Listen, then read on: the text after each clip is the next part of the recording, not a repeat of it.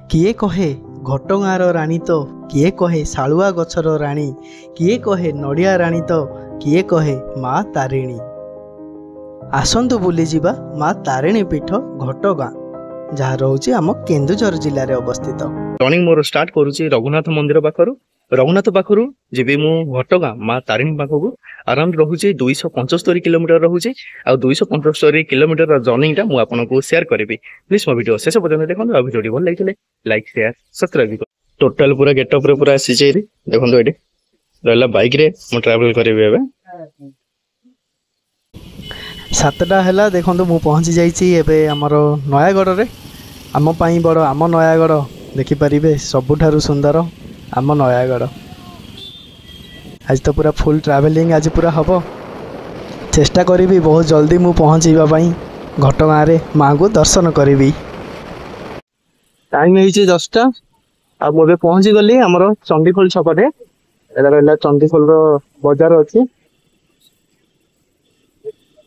रही बस स्टाण्ड रही। कलकता जदि आपण मैंने जी 374 किलोमीटर रही खड़गपुर रही 277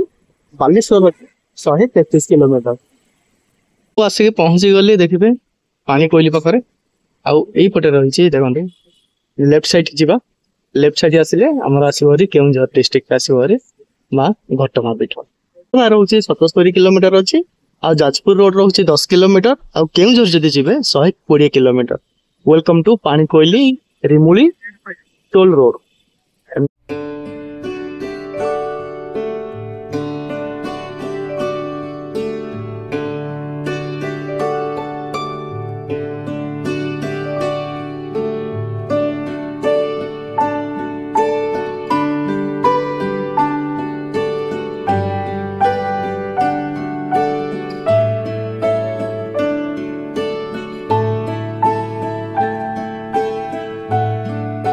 घटगाँ अच्छी आम लेफ्ट साइड जावा आम जब केउंझर जदि जाऊँचे सीधा आसूचे केउंझर आईपटे लेफ्ट साइड आसला आमर मंदिर रही माँ तारिणी मंदिर अच्छी से पटे जाकि देखा आ देखिपारे एगला टाइम हो 12टा 35 घर तो बाहर थी सका 6टारू अब 12टा 35 होगा। ये रही वेलकम बोर्डटा रही घटगाँ माँ तारिणी मंदिर आपन को स्वागत करुच्ची। आईटा जो रहा छकटा अच्छी देखो ये सब लेफ्ट साइड गले माँ तारिणी मंदिर पड़ो से पूरा ट्रैवलिंग पूरा कर सारे अराउंड 275 किलोमीटर ट्रैवलिंग कर सारा मुझे पहुँची जाइए माँ को पीठ पाखे आ देखिपारे मो पछपटे रहा माँ को ये पीठ रही माँ तारिणी पीठ रही मंदिर भितर को जीवा मंदिर भितर केमती रही आम ये दर्शन करवा से पटे आसिले अराउंड किलोमीटर आसला ये देखिपारे यहाँ रहा माँ को ये मंदिर रही माँ तारिणी पीठ देखो ये घटगाँ अच्छी आईपटे आपण मैंने जदि किसी धरिकी जदि आसबार अच्छी आप भोग हो जहाँ भी किसी किणवार अच्छे ये विभिन्न दुकान अच्छी आपण मैंने यू किणिकी माँ पाखक जाइए पूजा करें।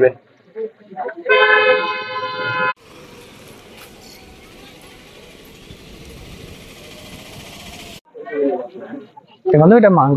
मंदिर रहा गेट रही एंट्री गेट रही मंदिर भीतर को आसवा रहा रास्ता रहा।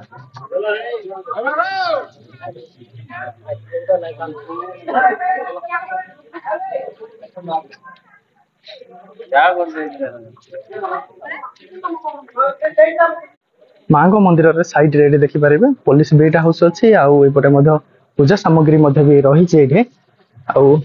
रहा तुल समर्पण साइड रे जदि आपण माने आसीबे एइपटे आपण जदि बैग हो नहले जदि मोबाइल होछि आपण माने एइठे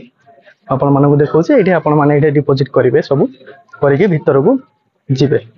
देखंतु एइपटे रहला आपण माने एइठे डिपॉजिट करिवे आ बैग हो आ कैमरा भीतर तो स्ट्रिक्टली पूरा अलाउ नाही ए भीतर आपण डिपॉजिट करिके तापर भीतर को जिबे आ एइपटे रहला जदि आपण माने नडिया जदि धरिके आसुचंदी एइपटे बे बंद रहिछि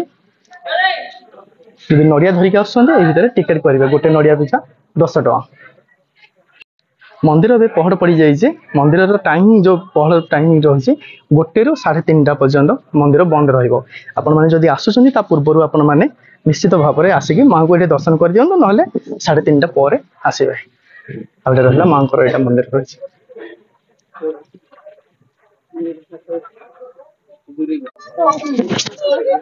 मंदिर भीतर को पूरा स्ट्रिक्टली पूरा मेंशन पूरा कर भीतर को पूरा कैमेरा अलाउ नहीं तो आपण मैंने जदि आसुचंदी भीतर को केबे भी कैमेरा धरिकी जातुनि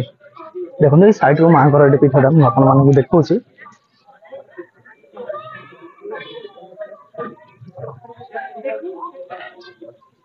आईटी गोटे बढ़िया गोटे जिन कर देखिपारे आम जोटा रहा आम जो पीवा पानी जोटा रही देखुं पीवा पानीटा को केते बढ़िया भाव गोटे आम जो कलसी रहा सेमती पूरा डेकोरेट कर आपण मैंने तले टैप लगे ये टैप रे पी पारे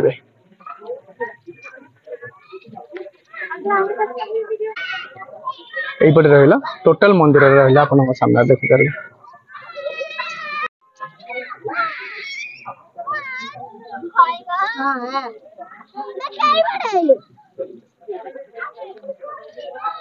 सकालू तो आम 6टार पूरा बाहर थिलु ये पहुँचला बेलू केतेटा टाइम 12:30 पूरा हो गला मझे आउ टिके समय भी रही एमती है 275 किलोमीटर को आम पूरा कंप्लीट पूरा आसी माँ को पाखक एवं तो दर्शन कलु भितर जाइए आउ एबे माँ को जो पहड़ पड़ जाइए आउ 3:30 पर खोला हम 3:30 पर खोलले आपण मैंने जदि आसबे 1 ରୁ 3:30 भितर आसबेनि तापर आपण मैंने दर्शन करने आसीपारे आ माँ को आराम से दर्शन करें केमती लगे पीठ आमर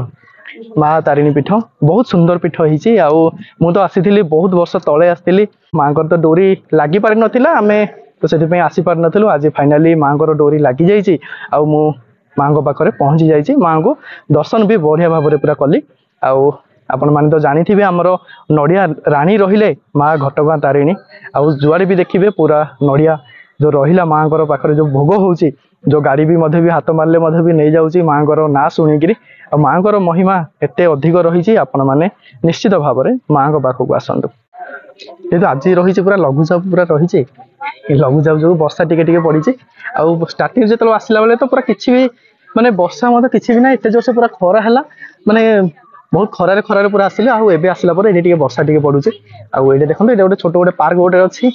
माने आसिक ये फोटो उठे पारे देखो ये अच्छी स्टाच्यू गोटे बनई यहाँ गोटे छोटिया गोटे पार्क अच्छी फोटो उठेबाई एत जोर से पूरा खरा होता है आरंभ हो गला ये पूरा वर्षा बेसी जोर से पूरा वर्षा हेले असुविधा हो कौटे भी बुली पारानी आईपटे रोचे माँ को ये अन्न प्रसाद ये सेवन करने मिलूँ देखिए आम जदि आमको जदि मिलूँ आम निश्चित भाव में माँ को अन्न प्रसाद आम सेवन करवा मंदिर भीतर को जदि जाऊँगी से तो एंट्री गेट देखिले आईटा रोचे आमर एग्जिट गेट अच्छे देखो बढ़िया भाव में ये पूरा बनाई देखते द्वारपाल मैंने ये अच्छा यहीपटे जड़े अच्छा आईपटे जड़े आईपटे रही माँ तारिणी मंदिर प्रस्थान द्वार ऊपर पूरा बस पूरा गणेश पूरा ये विराजमान अच्छा आमर ये वाशरूम भी रही जेन्ट्स अलग आउ लेडीज मानी भी अलग ये वाशरूम भी व्यवस्था रही आईटा रहा माँ तारिणी यात्री निवास अच्छी यहीपटे रही आईपटे तो आमर एग्जिट डोर रही आईपटे देखो माँ तारिणी अतिथि निवास आईपटे रहा माँ को ये अन्न प्रसाद सेवन ये रही जार प्राइस रही बसिकी खाइबार मूल्य हूँ 70 टंका आउ जदि पार्सल जदि नौ तार रेट रोचे 80 टंका आईपटे भी साइड रोषे भी हूँ माँ को आईपटे अन्न प्रसाद मिलूँ देखिए बहुत जोर से भी वर्षा ये पूरा हो गला आम पूरा दर्शन पूरा सरला ये पूरा वर्षा पूरा हो गला अन्न प्रसाद देखिपारे भात डाली आउ मिक्स तरकारी अच्छी आउ खट्टा अच्छी आउ साइड खीरी भी देइछन्ते आसंतु जानिबा माँ एठी किपरि भाबरे विराजमान करथिले तृतीय जुगर कथा जेतेबेले प्रभु श्रीराम माता सीता को रक्षा करिबा पई माँ दुर्गा को पूजा करथिले सेठारे माँ दुर्गा आविर्भाव होइथिले आउ प्रभु श्रीराम को कहिथिले जे मते देखिबा को चेष्टा करिवनी जदि तमे देखिबा को चेष्टा करिवो मु सेठारे पाषाण होई जिबी या परे प्रभु श्रीराम माँ को पाद धरी मुंडिया मारिबा समय रे माँ को चाहि देइथिले आउ कथा अनुसार माँ सेठारे ପାଷାଣ ହୋଇଯାଇଥିଲେ ଆଉ ମା ତାରିଣୀ ରୂପରେ ପୂଜା ପାଉଛନ୍ତି। ଏହା ଥିଲା ପୌରାଣିକ କଥା। ଆଉ ଐତିହାସିକ କହେ କେନ୍ଦୁଝର ଜିଲ୍ଲାର ରାଜା ଥିଲେ ଗୋବିନ୍ଦ ଭଞ୍ଜ, ଜଣେ ମା ତାରିଣୀଙ୍କର ବଡ଼ ଭକ୍ତ ଥିଲେ। ଆଉ ମା ତାରିଣୀଙ୍କୁ କେନ୍ଦୁଝରକୁ ଆଣିବା ପାଇଁ ବହୁତ ଇଚ୍ଛା ପ୍ରକାଶ କରିଥିଲେ। ସେତେବେଳେ ମା ପୁରୀରେ ପୂଜା ପାଉଥାନ୍ତି। ମାଙ୍କର ସ୍ୱପ୍ନାଦେଶରେ ମା କହିଲେ ତୁ ମୋତେ ନେବା ପାଇଁ ଯଦି ଚାହୁଁଛୁ ମୁଁ ତୋ ସାଙ୍ଗରେ ଯିବି, ହେଲେ ମୋର ଗୋଟେ ସର୍ତ୍ତ ରହିଛି। ମୁଁ ତୋ ସାଙ୍ଗରେ ଯିବି, ତୁ ଆଗରେ ଯିବୁ, ମୁଁ ତୋ ପଛରେ ଯିବି, ଆଉ ମୋର ପାଉଁଜି ଶବ୍ଦ ତୋତେ ଶୁଭିବ। ଆଉ ତୁ କେବେ ବି ମୋତେ ଚେଷ୍ଟା କରିବୁନି ପଛକୁ ଚାହିଁକି ଦେଖିବା ପାଇଁ। ପୁରୀରୁ କେନ୍ଦୁଝର ଜିଲ୍ଲାକୁ ଆସିବା ପରେ ଗୋଟେ ଜାଗାରେ ଶାଳ ବଣ ପଡ଼ିଥିଲା। ତ ଶାଳ ବଣରେ ମାଙ୍କର ଆଉ ପାଉଁଜି ଶବ୍ଦ ଶୁଭିଲାନି। ଏହା କାହିଁକି ଶୁଭିଲାନି ଗୋବିନ୍ଦ ଭଞ୍ଜ ଭାବିକି ପଛକୁ ବୁଲିକି ଚାହିଁଦେଲେ। ଆଉ ବୁଲିକି ଚାହିଁବାରୁ ମା ସେଠାରେ ପାଷାଣୀ ହୋଇଗଲେ। ଇଏ ଥିଲା ଐତିହାସିକ। ଏବେ ଦେଖନ୍ତୁ ରାତି